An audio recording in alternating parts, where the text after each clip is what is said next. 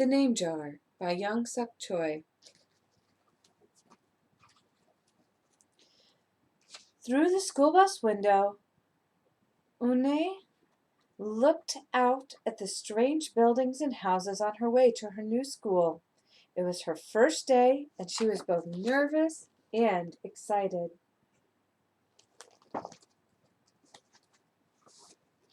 She fingered the little block of wood in her pocket and remembered leaving her grandmother at the airport in Korea. Her grandmother had wiped away Une's tears and handed her an ink pad and a small red satin pouch. "Your name is inside," she had said. "My name?" Une had wondered. Hey, again, she took out the red pouch to look at the wooden block with her name carved in it. As she ran her fingers along the grooves and ridges of the Korean characters, she pictured her grandmother's smile.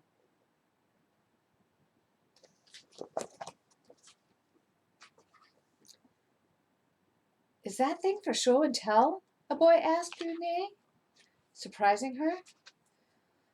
Une looked up as more kids leaned over.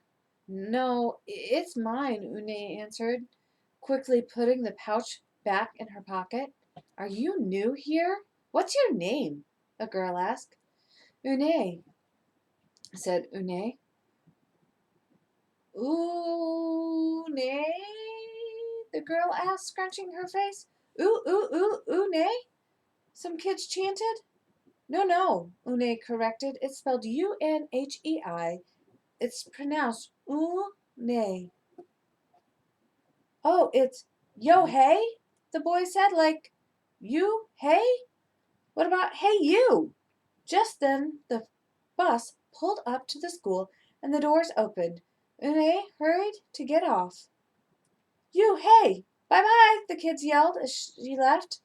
Une felt herself blush.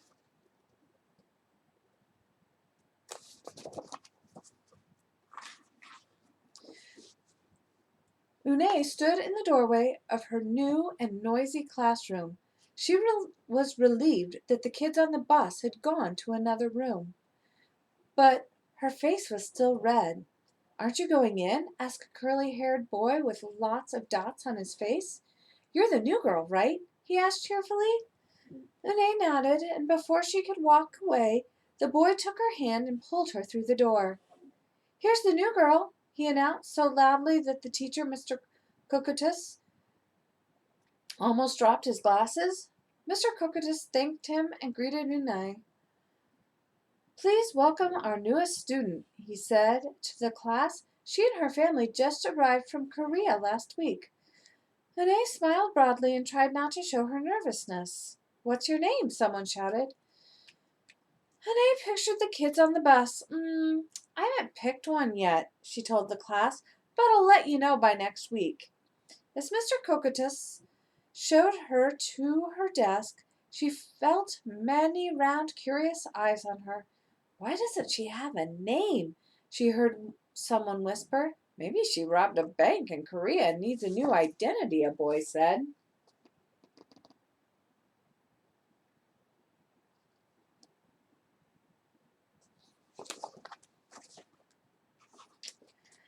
On the bus home, nobody teased her, and Une kept thinking about her name. "How was school, Une?" her mother asked when she walked in. "Did you understand the teacher?" Une simply nodded. She unpacked her school bag and set the red pouch by a photograph of her grandmother. "I'm glad you are learning English well," her mother said. "You must study hard, behave nicely, and get good grades to show that you are a good Korean." "I will," replied Une. But I think I would like my own American name," she said quickly. Her mother looked at her with surprise. "Why, Une? It's a beautiful name. Your grandmother and I went to the name master for it." "But it's so hard to pronounce," Une complained. "I don't want to be different from all the American kids." "You are different, Une," her mother said. "That's a good thing." Une just wrinkled her nose.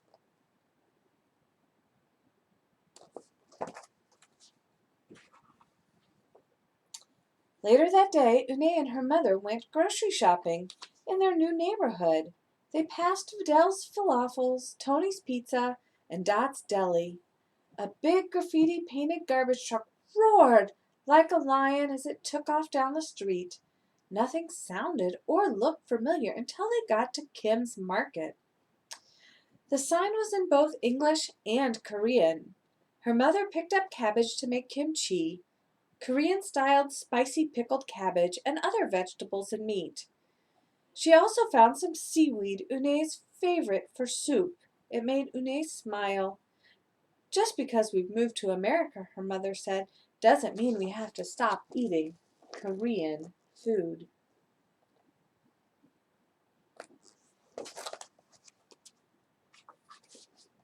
At the checkout counter, a friendly man smiled at Une.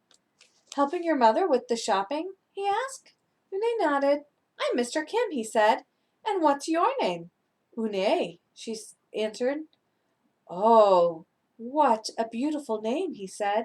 Doesn't it mean grace? Une nodded again.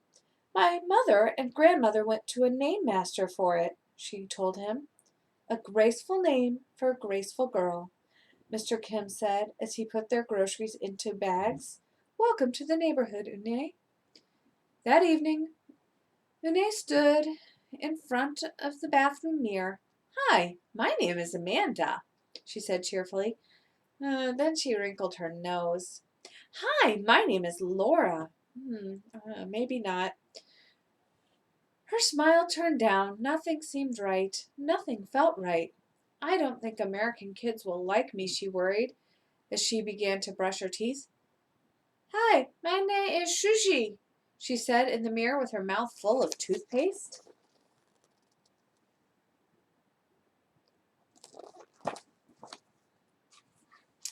The next morning, when Une arrived at school, she found a glass jar on her desk with some pieces of paper in it.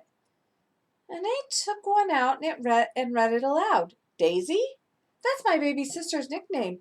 But she said you can use it if you want, said Cindy, who sat next to her. Une took out the rest of the paper. Tamila, she read. Ooh, I got it from a storybook, said Nate. She was smart and brave. Une nodded and unfolded another piece. Wednesday? Yes, you came here on a Wednesday, said Ralph. Thank you for your help. A smile spread over Une's face. Ralph quickly said, We'll put more names in. You can pick whatever you like, or pick them all and you'll have the longest name in history.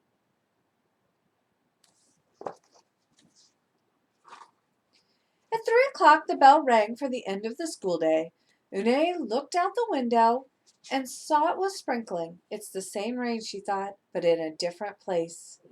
She watched other kids leaving in groups. Hey, a familiar voice called out to her.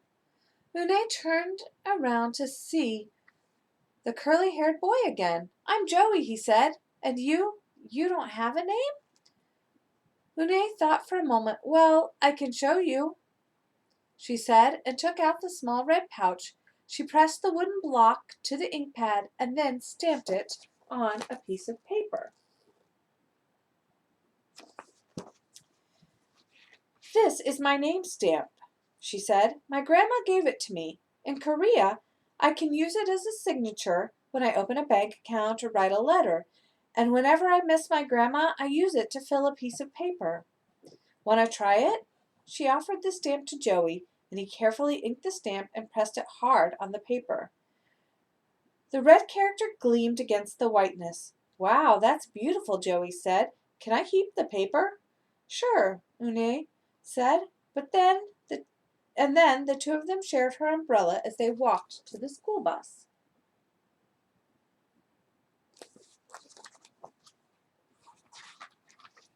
Every day the jar got fuller and fuller with more names, and Une read them all. She found a few names she kind of liked. Miranda, Stella, Avery. They sounded interesting. I hope you chose the name I put in, Marco told her at snack time. Oh, I've put in 3 more, said Ralph. Madison, Park, and Lex. They're my favorite street names. Maybe you should close your eyes and draw a name, Rosie suggested. Ralph frowned. That's silly. What if she doesn't like the name she draws? Well, we didn't get to choose our names when we were born, did we? Rosie argued. Everyone thought about this.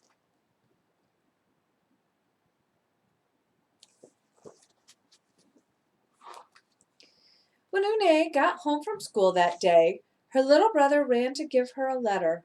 It was from her grandmother. She opened it quickly. It said, "To my Une, I hope you are enjoying your new school and new friends. Be sure to help your mother and your little brother.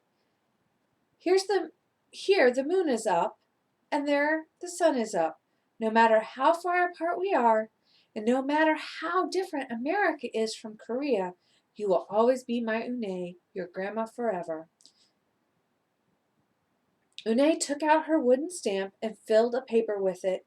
She thought for a long time in front of the bathroom mirror.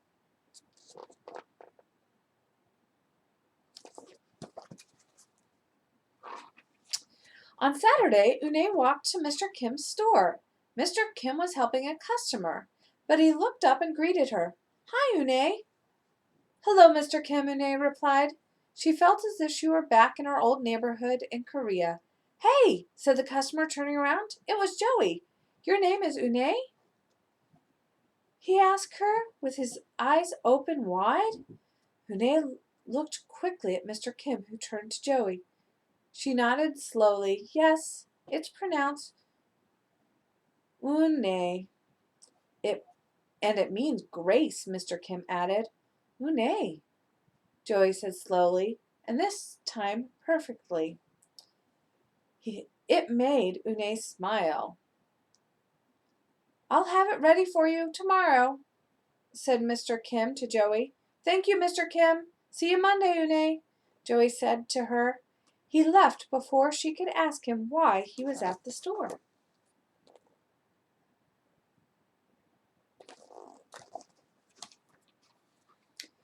On Monday, Une came to class early to look at the names one last time, but the jar wasn't on her desk. Instead, there was just a single piece of paper, a paper with a name on it. Une slipped it in her pocket. "Where's your name jar?" Ralph asked as soon as he saw it was gone. "I don't know," Une said. "It wasn't on Mr. Kuntis's desk or on any other desk, and it wasn't on the counters or any of the shelves." As other kids arrived, they helped look. Soon, Mr. Crocutus came in, and Ralph shouted at him, "The name jar is gone, the jar with all the names in it." "Gone?" Mr. Crocutus replied, with a look of concern.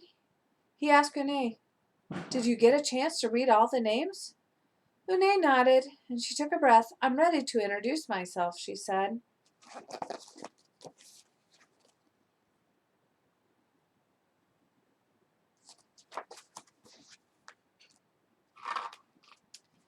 Une wrote her name in both English and Korean on the chalkboard.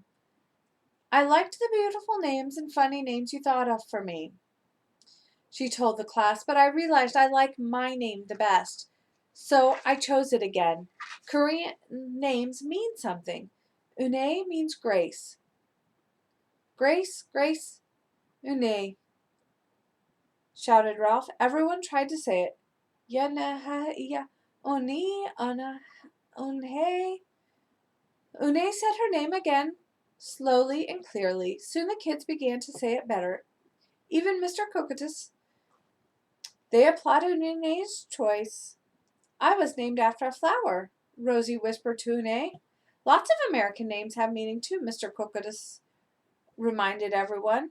When the class was dismissed, Une heard her new friends say goodbye. "Goodbye, Une. See you tomorrow." "Goodbye, Une." Une said goodbye and looked around for Joey, but he was already gone.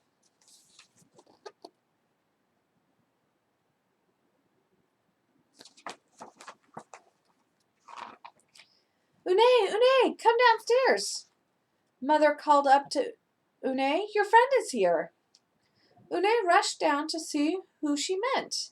There stood Joey, and in his arms was the name jar. "Where did you find it?" asked Une breathlessly.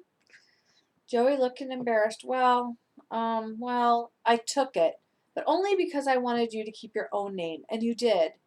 He reached in and pulled out the names. "Do you want to keep them?" he asked. "Thank you. I'll keep them as a souvenir," Une said happily. Then she pulled a piece of paper from her pocket. "Do you want this back?" Joey grinned. "You can keep it. I'll return the name jar to the class. Maybe you could put some Korean nicknames in it for us. Names with good meaning." "I could do that," agreed Une. "I've already got a Korean nickname," Joey said. "Mr. Kim helped me choose it."